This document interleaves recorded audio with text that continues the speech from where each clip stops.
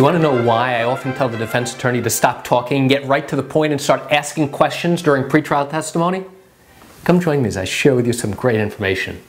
Hi, I'm Jerry Oginski. I'm a New York medical malpractice and personal injury trial lawyer practicing law here in the state of New York.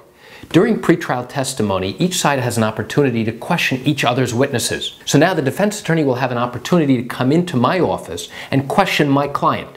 There will be a court reporter there to take down all the questions and all the answers. This pretrial testimony is actually something that's given under oath, and now it's also known as a deposition or an examination before trial.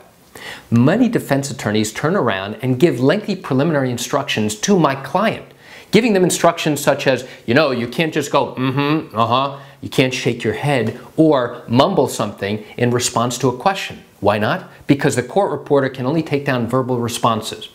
Okay, and now the defense attorney continues on giving instructions, what I call preliminary instructions, on what to do and what not to do. By the way, Mrs. Jones, if you need a break, just let me know. We'll go ahead, you'll take a break. If you have to go to the bathroom, go. And I say to the attorneys, stop. My client has already been prepped. They know what goes on. They know the instructions. Get to your question.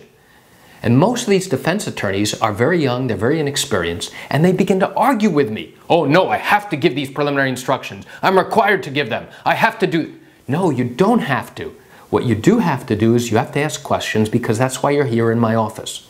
You're trying to find out what my client did, what they remember, what happened to them, what injuries they have, and how these injuries have affected them on a daily basis. That's what you're there for. But to spend 5 or 10 minutes trying to give instructions that have absolutely nothing to do with any of the issues involved, they will still argue with me. I find that the very best attorneys, the very best defense attorneys, are the ones who clearly recognize that I've spent time with my client beforehand preparing them for this question and answer session. They know that if my client has to go to the bathroom, they're going to turn to me and say, could we take a break, please? Or if they don't understand a question, they're going to go ahead and say, excuse me, counselor, I don't understand what you're asking. A lot of it is common sense. But why do these defense attorneys continue to do this? They do this because they're told to do it. So why do I share this great information with you? I share it with you just to give you a sense of what goes on during the pretrial testimony phase in a case involving a car accident matter, involving medical malpractice, involving wrongful death matters. And one more thing I will share with you. When I stop them from their preliminary instructions, it's what I call a pattern interrupt. They're so used to doing that, and nobody typically interrupts them. All of a sudden they get all flustered when I interrupt them doing that.